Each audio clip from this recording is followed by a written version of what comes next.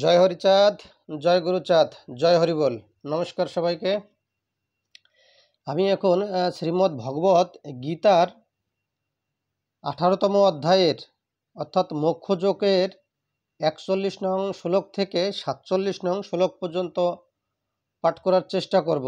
দেখুন, আপনারা অনেকেই গীতা শুনে থাকেন এবং গীতা পাঠ করে থাকেন। আপনারা চান যে গীতার আলোকে আপনাদের জীবন গঠিত হোক, আপনারা চান গীতার আলোয় আপনারা আলোকিত হবেন। কিন্তু এই গীতার জ্ঞানটা যদি আপনারা বুঝতে না পারেন, এই গীতার কর্মটা যদি আপনারা বুঝতে না পারেন, তাহলে গীতা চর্চা আপনারা করতে পারবেন না এবং আপনারা গীতার জ্ঞান থেকে দূরে থাকবেন। সুতরাং আমি চেষ্টা করব যে গীতার জ্ঞানটা আপনাদের মাঝে বিলিয়ে দিতে। তো আমি গীতার অষ্টাদশ অধ্যায়ের 41 নং শ্লোকটার সরলার্থ পাঠ করার চেষ্টা করছি। 41 নং শ্লোকে বলছে, স্বয়ং ভগবান শ্রীকৃষ্ণ বলছে, হে পরন্তপ, স্বভাবজাত গুণ অনুসারে ব্রাহ্মণ, ক্ষত্রিয়, বৈশ্য ও শূদ্রদের কর্মসমূহ বিভক্ত হয়েছে। ভগবান বললেন যে গুণ অনুসারে ব্রাহ্মণ, ক্ষত্রিয়, বৈশ্য ও শূদ্রের কর্মকে বিভক্ত করা হয়েছে। অর্থাৎ এই চার বর্ণের মানুষ কে কি কাজ করবে সেই কাজগুলো বিভক্ত করে দেওয়া হয়েছে। আমরা প্রথমেই আসি 42 নম্বর শ্লোকে, যে ব্রাহ্মণের কি কর্ম দেওয়া হয়েছে। ব্রাহ্মণের কর্ম দেওয়া হয়েছে সম, দম, তপ, শৌচ, ক্ষান্তি, সরলতা, জ্ঞান, বিজ্ঞান ও আস্তিক্য। এগুলো ব্রাহ্মণদের স্বভাবজাত কর্ম। তাহলে এই যে কর্মগুলোর কথা আমি বললাম, এগুলো হচ্ছে ব্রাহ্মণরা পালন করবে। তারপরে আসি 43 নম্বর শ্লোকে। 43 নম্বর শ্লোকে দেখি ক্ষত্রিয়রা কী কাজ করবে। ক্ষত্রিয়রা করবে শৌর্য, তেজ, ধৃতি, দক্ষতা, যুদ্ধে অপলায়ন, দান ও শাসন ক্ষমতা। এগুলো ক্ষত্রিয়ের স্বভাবজাত কর্ম। এবার আসি 44 নম্বর শ্লোকে। 44 নম্বর শ্লোকে বলা হচ্ছে বৈশ্য এবং শূদ্রের কী কাজ।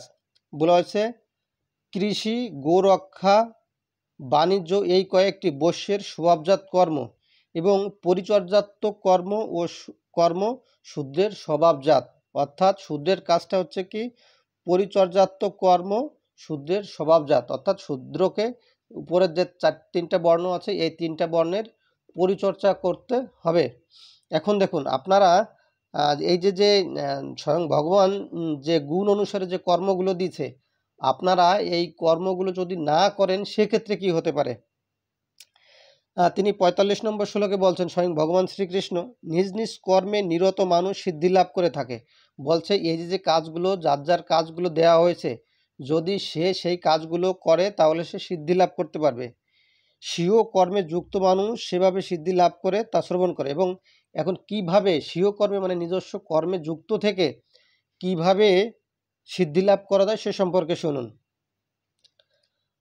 46 নম্বর শ্লোকে কি বলছে, যার থেকে সমস্ত জীবের পূর্ব বাসনানুরূপ প্রবৃত্ত হয়, তিনি এই সমগ্র বিশ্বে ব্যাপ্ত আছেন। তাকে মানুষ তার নিজের কর্মের দ্বারা অর্চনা করে সিদ্ধি লাভ করে। বলছে যে ঈশ্বর, যার থেকে সমস্ত জীবের পূর্ব বাসনাস্বরূপ প্রবৃত্তি হয়, যিনি এই সমগ্র বিশ্বে ব্যাপ্ত আছেন। ঈশ্বর সব জায়গায় ব্যপ্ত আছেন। তাকে মানুষ নিজের, ঈশ্বর যে যে জায়গায় ব্যপ্ত আছেন সব জায়গায় তিনি আছেন। তাকে যদি প্রাপ্ত করতে হয়, তাকে যদি পেতে হয়, তাহলে নিজস্ব যে কর্মটা দেওয়া হয়েছে, এই কর্মটা সঠিকভাবে পালন করলেই তাকে পাওয়া যাবে। 47 নম্বর শ্লোকে কি বলছে, উত্তম রূপে অনুষ্ঠিত পরধর্ম অপেক্ষা অসম্যক রূপে অনুষ্ঠিত স্বধর্মই শ্রেয়। মানুষ স্বভাববিহিত কর্ম করে কোনো পাপ প্রাপ্ত হয় না।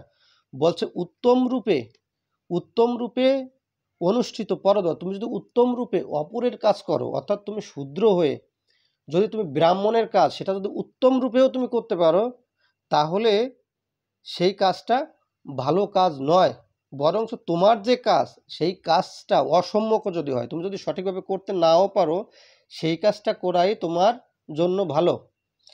মানুষ স্বভাববিহিত কর্ম করে কোনো পাপ প্রাপ্ত হয় না। অর্থাৎ তোমার যে কর্মটা তোমাকে দেয়া হয়েছে, তুমি যদি সেই কর্মটাই করো তাহলে তোমার পাপ হবে না, বরঞ্চ তুমি যদি তোমার স্বভাবজাত যে কর্মটা তোমাকে দেওয়া হয়েছে, তুমি যদি সেই স্বভাবজাত কর্মটা না করো, তাহলে সেক্ষেত্রে তোমার পাপ হবে। এটা হচ্ছে গীতার সার কথা, গীতার মূল কথা। মানুষ হিসেবে বা বর্ণ ব্যবস্থা হিসেবে আমাদের যে কর্মগুলো চতুর্বর্ণ হিসেবে আমাদের যে কর্মগুলো স্বয়ং ভগবান শ্রীকৃষ্ণ গুণ হিসাবে দিয়েছেন, সেই কাজগুলো আমাদের যথাযথভাবে করা মানেই হচ্ছে গীতাকে মান্যতা দেওয়া। আমরা যদি গীতার এই কথাগুলো যথাযথভাবে মান্যতা না দেই, তাহলে সেক্ষেত্রে আমরা গীতাকে মানলাম না।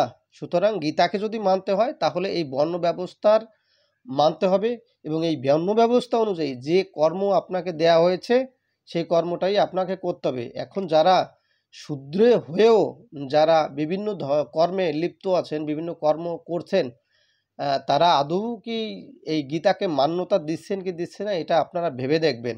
আপনাদের ভাববার সময় এসেছে।